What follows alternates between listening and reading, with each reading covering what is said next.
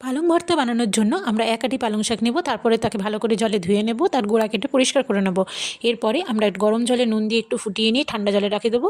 Dry roast করে নেব একটু রসুন এবং শুকনো লঙ্কা, পেঁয়াজ নিয়ে তাকে কুচো কুচো করে কেটে নেব। এরপরে মিক্সিতে তাকে মিহি পেস্ট করে নেব।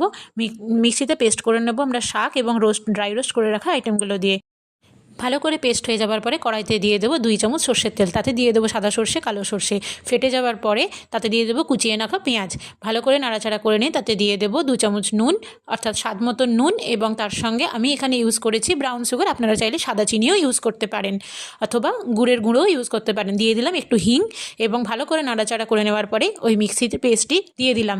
তাতে ওই মিক্সির জারের ধোয়া জলটাও দিয়ে দিলাম। নাড়াচাড়া করে ঢাকা দিয়ে কিছুক্ষণ রেখে দেওয়ার পরে ওটা যখন শুকনো শুকনো হয়ে আসবে ভালো করে একটু নেড়ে নিয়ে গ্যাস বন্ধ করে দিয়ে ঢেলে নেবো একটা বাটিতে।